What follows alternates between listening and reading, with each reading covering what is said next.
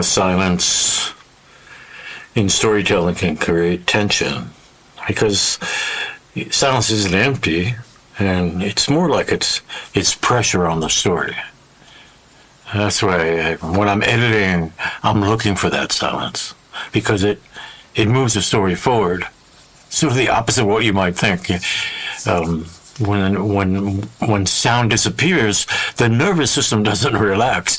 It sits up, it scans. It's like, what happened? What's going on?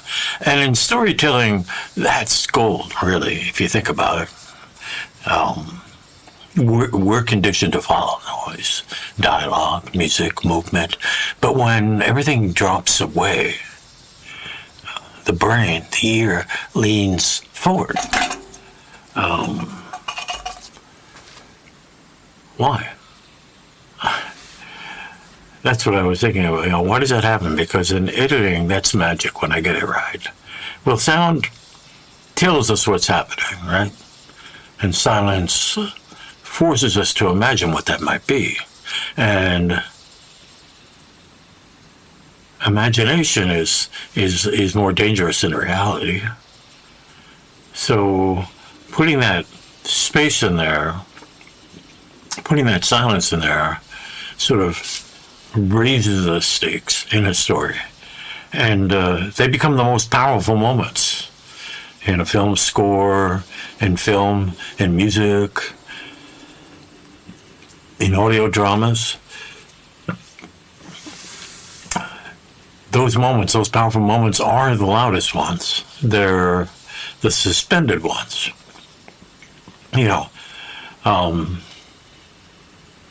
That breath before the confession, the beat before the explosion, or the pause before the answer. My father was like a master of that.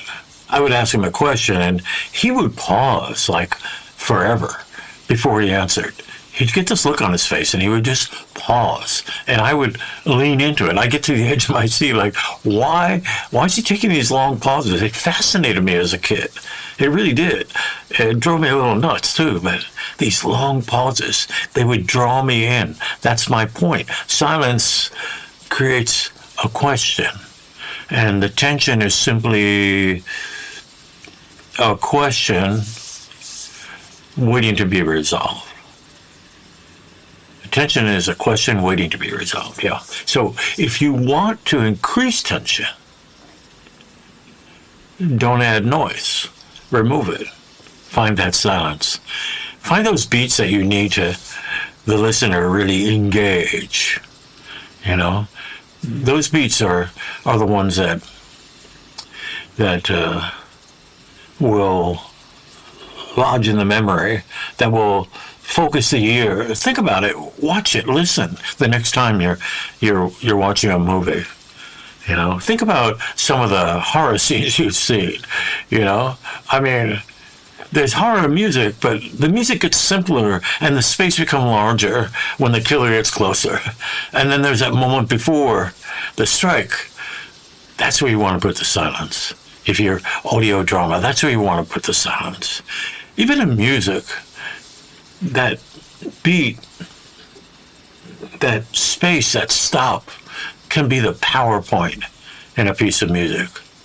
So you cut the music early, or you let the room breathe, or when you get into that silence, when you get into that moment, you kind of feel it.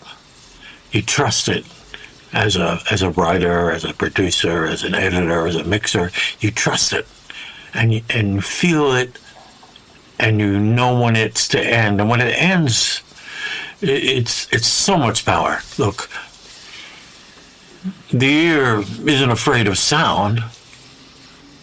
It's afraid of what the silence might reveal.